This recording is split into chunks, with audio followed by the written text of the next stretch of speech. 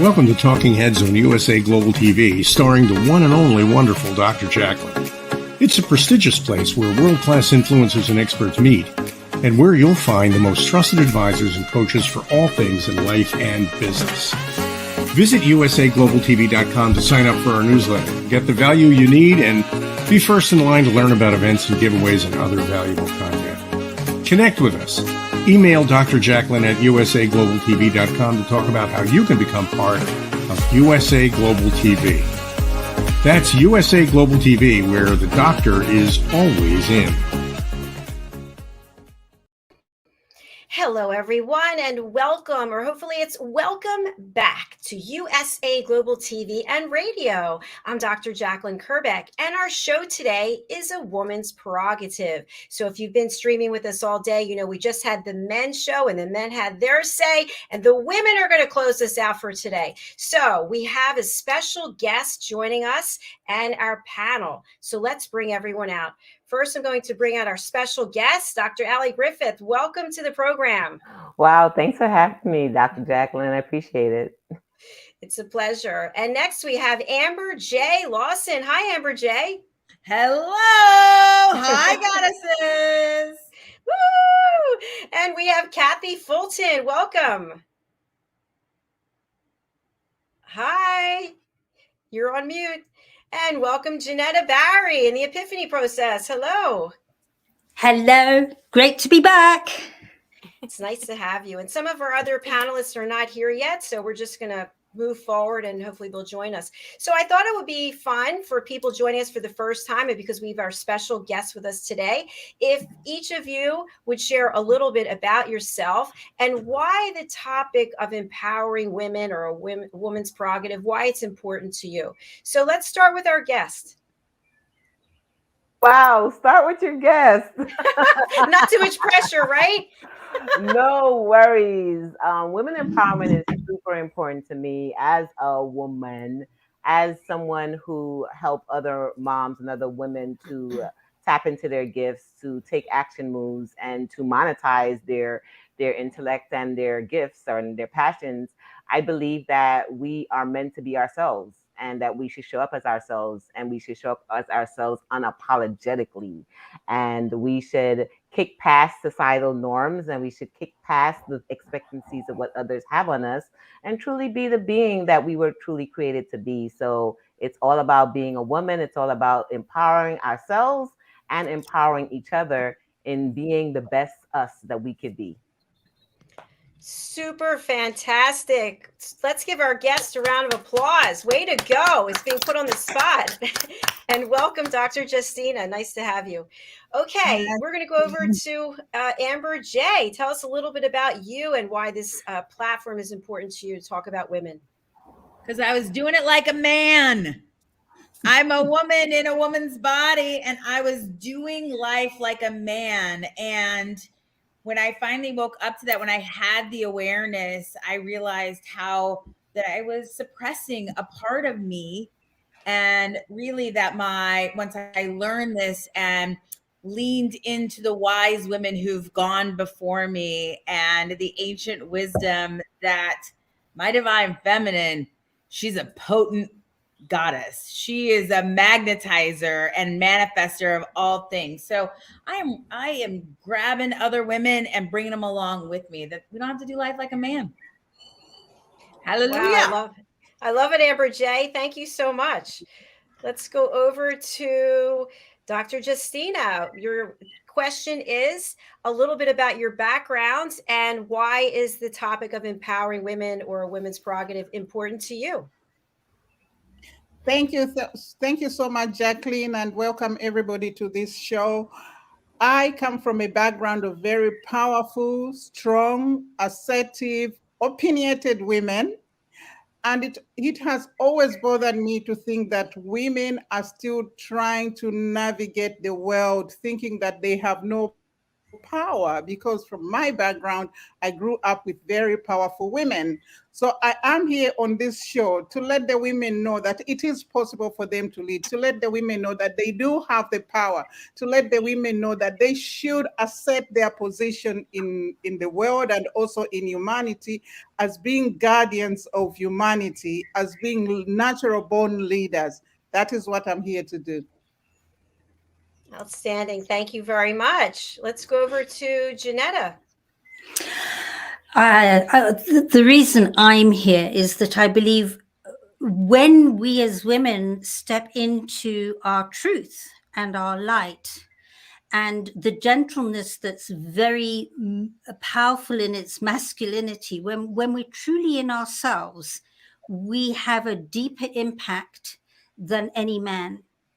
And it's being able to get that clarity and that focus as to actually who we are and why we are on this planet that will and has before and will make a difference to the world as we go forward. When we're in our truth and our light, we're focused, clear and certain. There's no stopping what can very creatively and heart-openingly happen. That's why I'm here. Thank you, JENETTA. And Kathy Fulton, let's hear from you. Well, I just think it's very important for women to become the best version of themselves without hesitation. And I know at a very early age, I went through all the people-pleasing moments and quickly outgrew that when just after a variety of things happened to me. And so I hope that being on this show and talking about the different issues that women face and hopefully different resolutions, that it will give women the courage to just do you be you. All right. Thank you, panel. Thank you so much for sharing.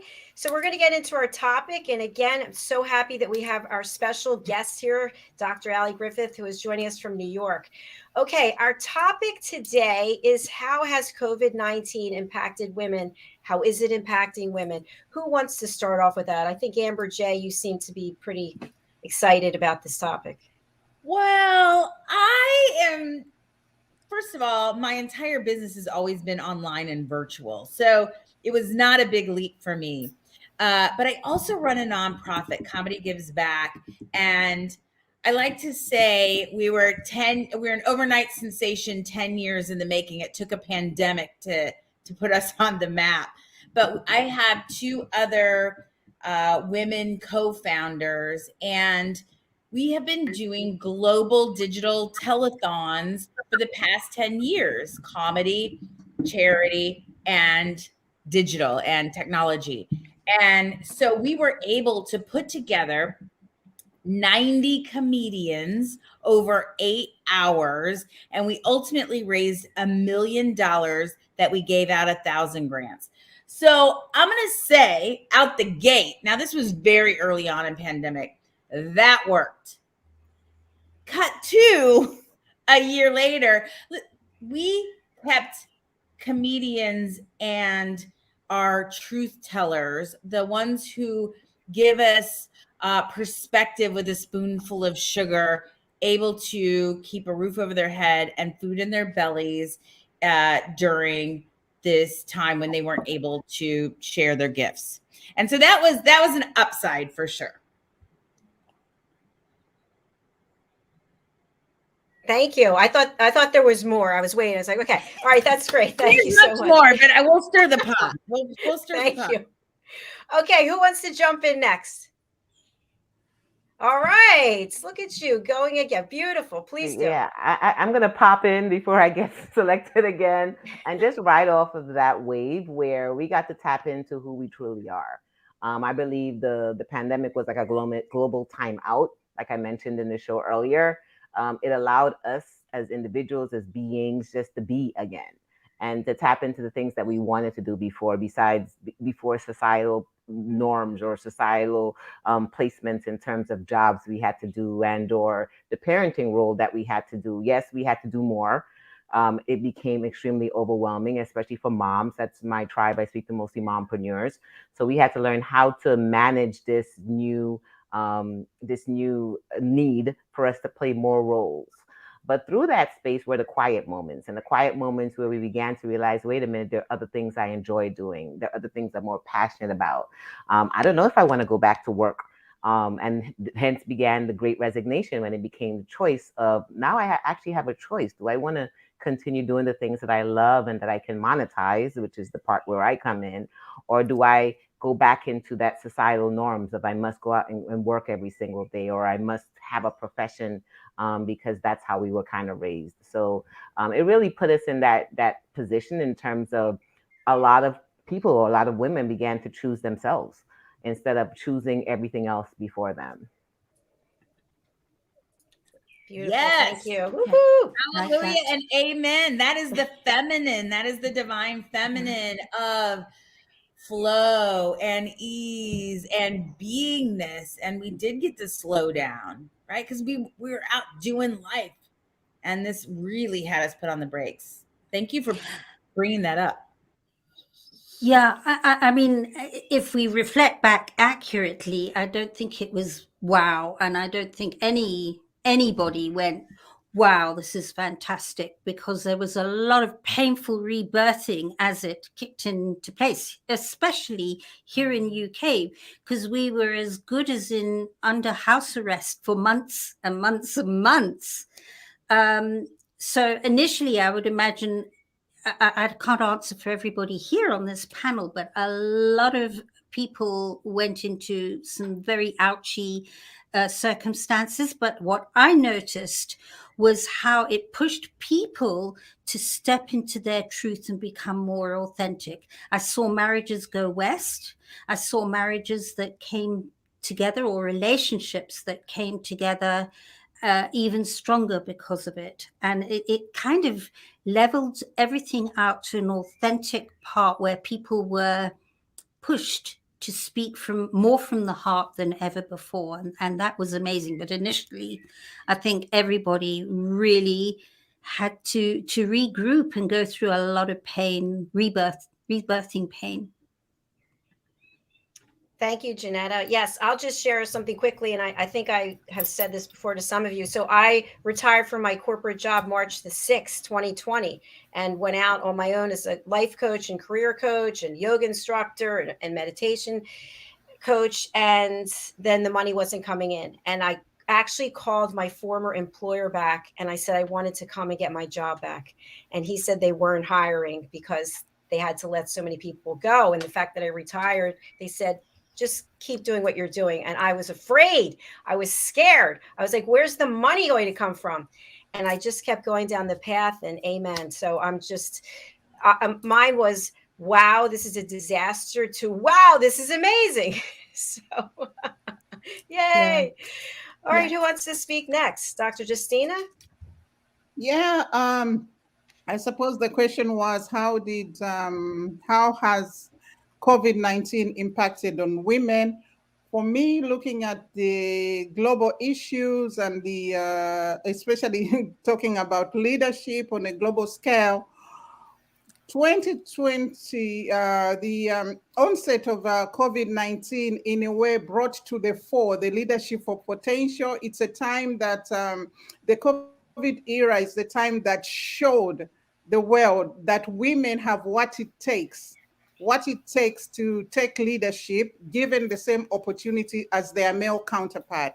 Because the COVID-19 came suddenly, none of the leaders of the world were prepared for it, but the people that came out better were the women. Of the top 6 countries that were handling the COVID-19 better, all those 6 countries were led by women. So in that way, I think it was a good opportunity for women to show their leadership potential in this fight for gender equality in leadership. And on a personal level, it made me take, for example, a coaching course, and I also managed to finish my book, The Art of Iconic Leadership, and which I review the power secrets of female world leaders. And this is to just back up on what we eventually saw during the onset of the COVID-19, that women are better skilled and able to handle to win where men think the where men think the battle has been lost, but the women rose to the occasion during COVID-19. For example, women in the women from the corporate industry, they had to work from home. They had to multitask. They had to become teachers because they had to homeschool their children, because the majority of the world, while it's common in the USA, for example, to homeschool, most countries, it's regulated and it's by law that children need to go out to school. So all these children then found themselves at home, and the parents, especially the mothers, they found themselves having to homeschool those children and also to upskill and catch up with the technology. For example, to do things on Zoom, and of course now we are doing this on StreamYard, and all this happened, all these opportunities, so to speak, happened during the onset of the COVID-19. But that was the positive side of COVID-19, and I'll speak about the negative sides of it next. Thank you. Thank you very much. And we've got Kathy Fulton up. So I was very fortunate in that I had work, and I had a lot of work. And so I credit that all by the grace of God. But by the same token, quite frankly, COVID has very, very bitter memories and has had a very negative impact on my life, as I know it's had on many, many others. I cannot help but think about all the people that lost their businesses because of what I feel was the government etching in for control and more control. I thought that the mask mandates were outrageous. I thought that the vaccine mandates were even beyond outrageous. And so, but then you pan to or switch to all the children that couldn't go to school, and that will never get those years back, apart from their social lives, but from an education point of view. And so I have a lot of real problems with the way that the government handled this. And quite frankly, at the end of the day, the bottom line is I believe it was all about control and how far the government wanted to see how far that they could take the Americans before they would rebel and be like, back off. This is infringing upon our constitutional rights. And so I feel very strongly about that. And I will never forget, ever. Thank you, Kathy. We've got all kinds of various positions on this, and we're just starting. So may I suggest that now we'll just leave everyone down and we'll just have an open conversation. Would anyone like to answer or comment on what Kathy said or what anyone else said here? I'd love to respond to that, because I felt very similar as lockdown happened globally, not just in America, of course. And it's quite astounding that for me, it was founded and grounded on the fact that we're a society that avoids death at all costs, that it's not something that should be permissible until it is permissible. And I always say, so when is it permissible? Because 50 years ago, if you got to the ripe age of 70 or 80, you had a great life. Now people are getting to 100, 110 even. So do we go and say those people 50 years ago died too young? Or when is the acceptable time to die and how to die? So there's this unwritten law that we should avoid death at all cost, and that it's something that's bad when it's a part of the cycle of life. I mean, I could start singing The Lion King now. Well, JENETTA, does that mean what you're saying, just so I can understand? I'm curious about what you're saying. Are you saying that the pandemic was a thinning of the herd? It was that like just a natural occurrence and that we should have leaned into it and not prevented it in any way of our children, our middle-aged people, as well as our elders? I think that would be the extreme opposite way to go. I think there was a very real problem, and I think it was pretty serious. I think how it was handled was not how one. If one had an understanding of death and dying, it's not about saying this is culling or thinning people out or allow it to happen. There's always an action to balance things out. But when it comes from extreme fear, where everybody's going, whoa, we're going to die and we're going to be annihilated, and there's a lot of fear behind the decision making that was made, I just felt that if everybody had been in an acceptance that death is a part of life, more rational decisions would have been made on how to handle a very serious subject. And I think going back to Dr. Justina, yeah, I think in the countries where women were leading, a lot of the decisions were taken more from that maternal place of understanding a bigger picture to life, to birth, to life, to death, and not having to do knee-jerk reactions. And so I sat there very much going, this is an overreaction. We need to be very, very tough on what's happening, but it felt like it was like a knee-jerk from one way of being to the other because everybody was so scared of dying. When you, Go ahead. yeah, no, to end off that, I think perhaps because I have lost a child, and in the most difficult way, it's given me an insight to death and dying, and also I'm a cancer survivor as well,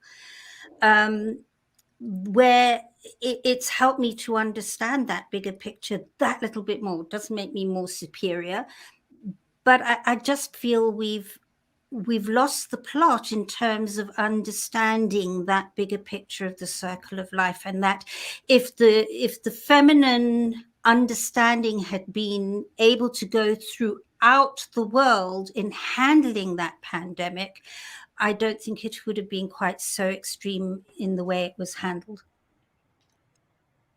I am not defending anyone, but there's always going to be criticism on how things happen, and it is about safety. And here's where I think it was handled how it was handled, and our result is our result. And what we couldn't depend on is people being in participation as the collective, but as an individual, and caring for themselves and their family, and separation and us and them versus we're all human beings. We're all collective. I'm looking at you, you're me, I'm you. And having compassion and not being a victim to, but in support of and in community with, which is feminine, right? Being in community with is the divine feminine. But I will say, if you look at New Zealand, is run by a woman who was the most successful in the pandemic, locked it down hardcore, no joke, no ins and outs, right? So I am curious how that balances out. So I just want to jump in and share something, and then maybe our special guest would like to comment. And I'm just going to say, just relate my experience. At the beginning of lockdown, I was in New Jersey, which is a lockdown state, and I lived by myself for the first 4 months. So I was completely in isolation for that amount of time. And then I remember when I left my apartment and went outside, I was like, oh my gosh, just like a whole world. I was terrified, like just that, because mentally I had been in this place. And then I needed to take care of my mom. And so we stayed together for 18 months on an island in the winter the whole year. So by the time we left and came to Florida, which is a totally open state, I think they were shut down for 3 weeks. I thought to myself, oh my gosh, I'm going from one extreme to another. And mentally, I was not doing well in New Jersey. I'm a very strong person, but I was not doing well. My mom was not doing well. And here it's like another world. And yet COVID numbers are going back up again. So I'm not sure what the whole purpose of the whole thing was, because it seems to me that what it does to us mentally, emotionally, is almost, or if not as bad as what it does to us every other way, because people losing their business, losing their family members, losing their mind. Well, Yeah, that's frankly, it. Let's wait. We were going to go to our special guest. So sorry. Go ahead. That's okay. I actually wanted to tap into that aspect of the mental wellness that actually happened throughout it, and the fact that we are still not okay, right? Thinking that, okay, the actual pandemic may not be as visible or maybe as publicized as it was before, but we as women, as individuals, we're still not okay. We had trauma. Trauma did happen on different realms, whether it was immediate loss, whether it was loss of other people around us. I do agree with JENETTA. There needs to be a shift in the perspective of death and how we are actually approaching it, where it was a space where people were afraid of dying, and there needs to be more education towards death and more embracing death as a process, and less of the fear. Like Dr. JACALYN was mentioning, there was an overwhelming fear that happened over death for ourselves, for our families, and especially for those that were taking caregivers of parents. So, which I was. So, and I'm also an autism mom. So I took care of my son and taking care of my parents. So in that realm, it was more fear. And I think that's the space where we actually need to work on the healing process of is how are we getting through that period of trauma, extensive period of trauma. And they're just saying, okay, the world is open back again, go back into flow. Meanwhile, many of us are still have open wounds and scabs that have not really been addressed. And I would love for more conversations like this to really be done for the mental wellness and the repair of that aspect. Absolutely. And what I wanted to say on top of that, what you said, Dr. JACALYN, it nails it, because as it started coming in, I always say that which you avoid in one form will start presenting itself in different forms, because you can never get rid of death, because it is a part of life. So if you're avoiding the death of the body, there'll be the death of ambition, the death of jobs, the death of relationships, the death of self-esteem, the death of income. It comes in many forms instead, because there's value in loss as much as there isn't. And when you start understanding that value, then you can start balancing out death in the form of losing your bodily form. But whilst you avoid it at all cost, because that was really an avoidance at all cost, it'll start showing itself in different forms. And it did. So yeah, I'd like to agree with JENETTA. We all come from different cultures, and there are some cultures that believe that death is a punishment. And also there are those cultures that believe that death is part of life. From the day you are born, your next major event will be the day that you die. And they live with it, and they know that at any point, any time, they can die, and they do accept that, and they don't even try to avoid it. So in trying to avoid death, then you come out with all these different things, and where you think you go out to kill people as a punishment, but other religions don't believe that. For example, some years ago, we had there was on the news these because of a different kind of thinking. For example, I attended a conference where one diplomat said there are three cultures in the world. There's the cultures in the East, which is in Asia, they always live in hope. And perhaps the ones in the Middle East live in shame because of all these things that have happened to them because of the war on terror. And then the ones in the West are always insecure and always afraid. So when I saw this on television, where these young people were stuck, they were stuck under the, I think it was under the sea or in some caves, some rocks, and they were from the Philippines or somewhere in Asia. They lived there for over 2 weeks and they came out alive. To me, what made them come out alive is that they were not scared of death. Because when you are scared of death, sometimes people just die from being afraid of death. They end up dying because they are so afraid. But because of the culture that those children from, whether it was the Philippines or Malaysia or one Eastern country, with the instructor, managed to live under those rocks, stuck for over 2 weeks and come out alive, is because of the way they looked at death. They were not afraid of dying. But in being afraid of dying, then we had all these lockdowns that brought about all these negative things. For example, then all the gains that we had gained to do with gender equality became retarded. We went backwards because all the resources that were apportioned or allocated to fighting gender equality were then taken to fighting COVID-19.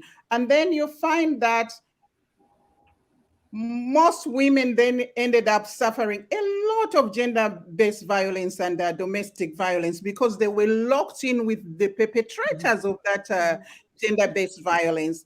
And also talking about the lockdown and children stopping going to school. Some of those children ended up, especially female, the girl child, ended up being locked in with the same people that were abusing them.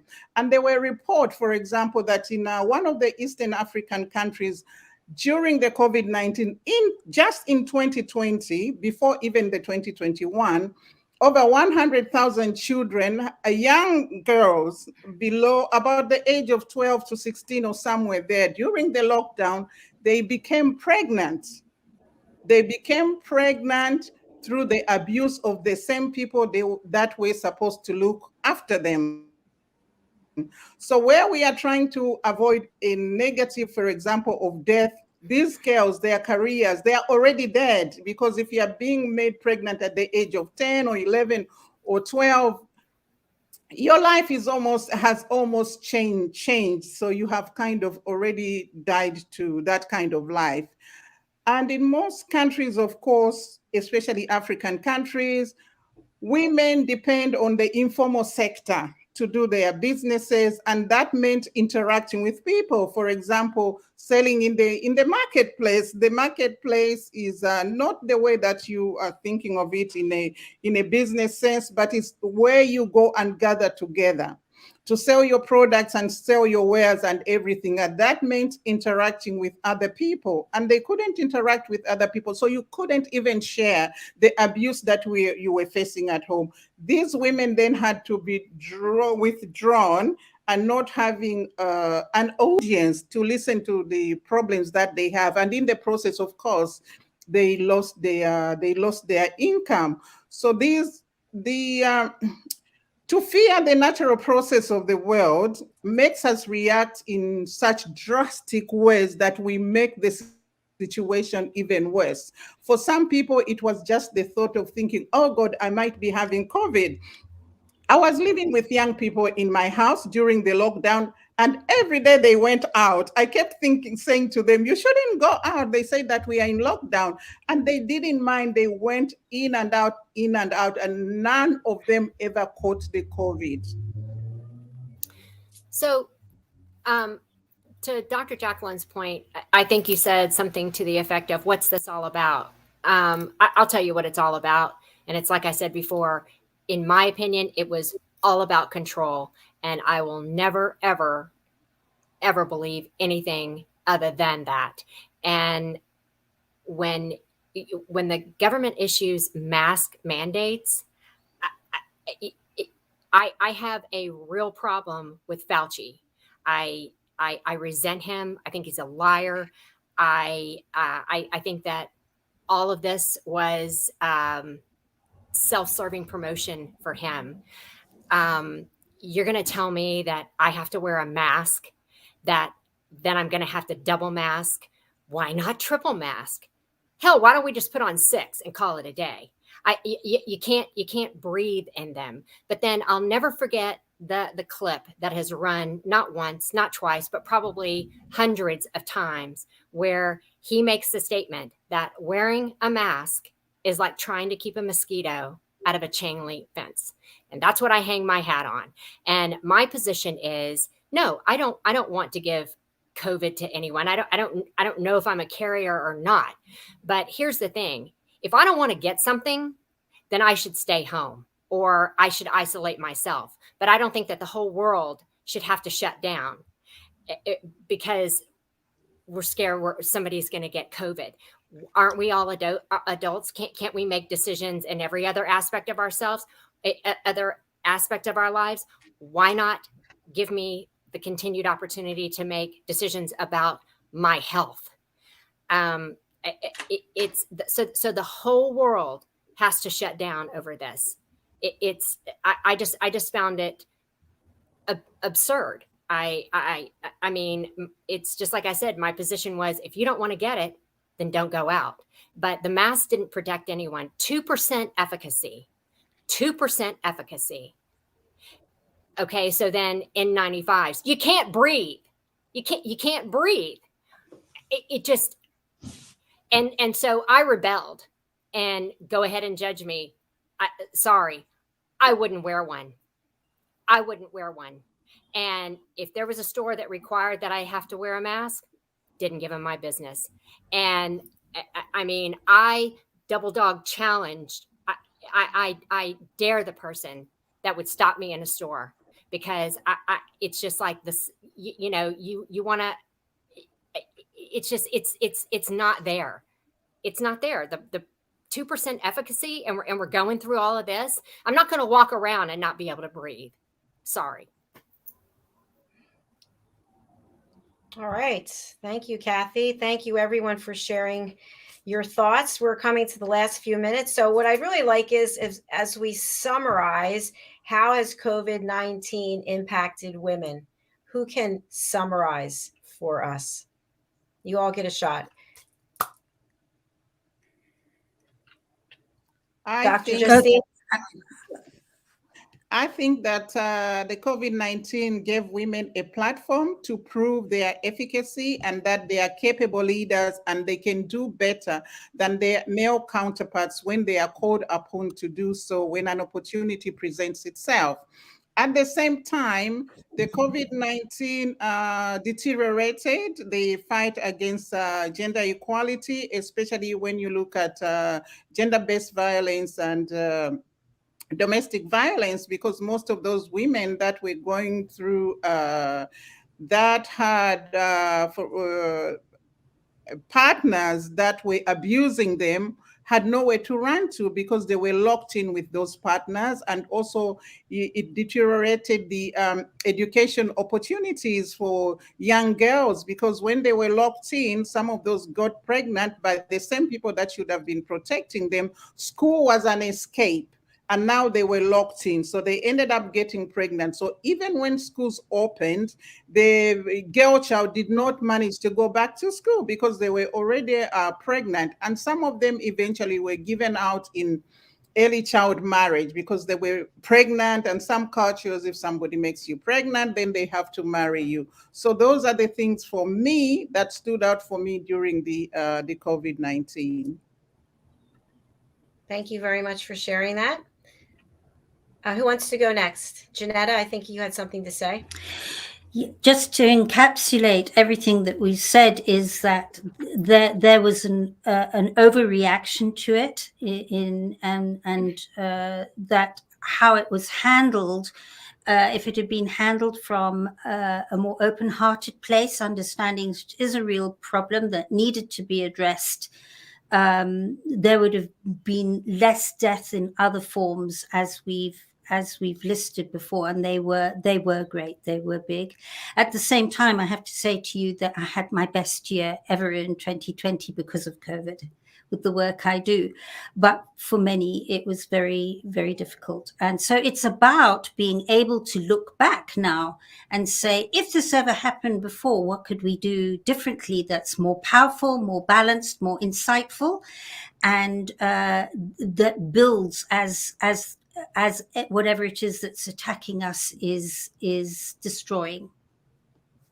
Thank you, Janetta. And I want to go back to what Dr. Ali Griffith was sharing earlier. I think the actual damage emotionally and mentally, and to Dr. Justina's point, it's beyond even being researched. I think we're just at the very finite stage to see what the ripple effect is going to be long term. I know I'm leaving to go back up to New Jersey, and I saw Philadelphia and Pennsylvania, they're doing mask mandates again. I thought, oh my gosh, we can't go through this again. We're just finally pulling ourselves out, and you want to pull us back in again, and it didn't work. So they're just my thoughts. Let's go over to Amber J. Well, it did work. I mean, we did get through the chunk of it, and now we are able to live with it. So we had a 2-year reset. We had an opportunity to reflect on what was working and not working in our lives, barring those people, and I hear you, that are encapsulated with their abusers. That's what you don't think about, right? And you can't plan for that. Those are what we find out in the process, right? It is part of being on the journey that we have awarenesses. Our hindsight is 2020 is what we should have done, but we can't should all over ourselves in the process of being in it. And I believe our government and our society did the best we could. And we, as human beings, didn't show up great. We were kind of a-holes. And I hope we learned the lesson. I hope we take this away into our lives and how we move forward. And we come together as community. It's not us and them. We're not separated, but we are one. We are one. What's happening to you is happening in me, is happening in the other. So let's have compassion for each other. Well said. Thank you. And we're going to go over to Dr. Ali. You know, a lot's happened and there's so many differences of opinions. There's different perspectives. There's some clear things that are real, that it doesn't matter which perspective you look at. It was definitely a traumatic impact globally, and how we repair from that, I do believe requires community. I do believe it requires education, and I think it requires us being consistent in whatever measures that we choose. There's so many different aspects and different veins for us to look at it through. We need more conversations like this, and we also need more reformations towards, and then what next? What's next, right? Definitely similar to many of the other speakers, my platform was already created digitally. So it was economically and financially a very good space for our business and for the women who already created a digital platform space. It leaves so much more opportunities for what's next, and for women to truly tap into their best selves at this moment, if they can really learn how to become a brand and how to use something that's negative or use something that can be an overwhelming challenge, and how can we grow through it, and how can we still become survivors of it. I think this is going to have a lot of impact throughout decades afterwards. We're seeing it now. We're seeing a lot of impact from the result of closing the world down for that amount of time. And it's only, to me, it's only now, we're still in it. It's basically what I'm saying. We're still in it. And I think we just need to be extremely supportive of each other, because, yeah, we are each human beings, and we'll all have different impacts from it. And I don't think anyone's walking around saying, oh my God, it was the best thing ever. And, I want more. It's just how we choose to heal from this, I think, will be very, very, it'll impact what happens in our future. So I don't have the answer. I really don't. But I do believe in having more conversations like this. I thank you for bringing me today as a pop-up guest. It's definitely enlightened me with some information. Hopefully it has for your listeners out there. And now, how do we propose some solutions and make steps towards healing in so many different aspects of the pain and trauma that has been caused, and for what we're healing from? There's anger, there's all these reflections of what grieving is. There's anger, there's all the guilt, all the things that are happening inside of the space. So I believe, and I'm going to say this, I've been saying this, I believe the world needs deep, deep therapy and deep, deep self-work for at least the same amount of time that we were actually placed in that time, minimally.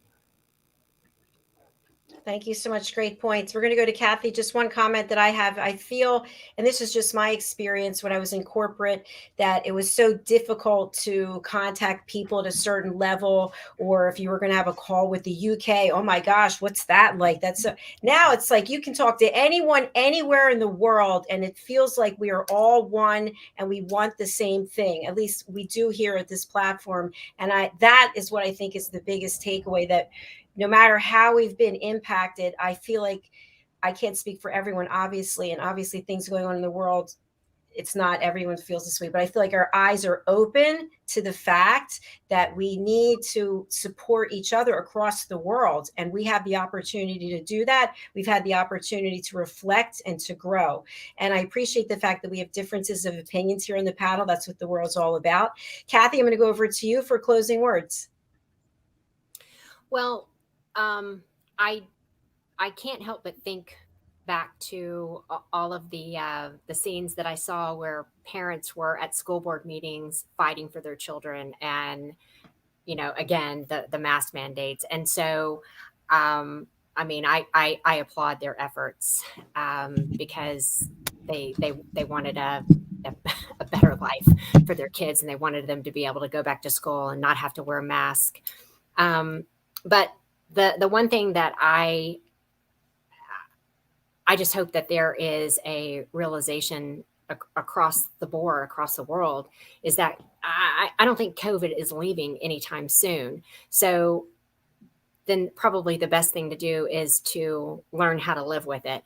I'm not saying that it's like the flu or like a sinus infection, but we've learned to live with the flu and sinus infections and whatever else comes our way. And you just can't climb under a rock every time something new crops up. And so those are my final words.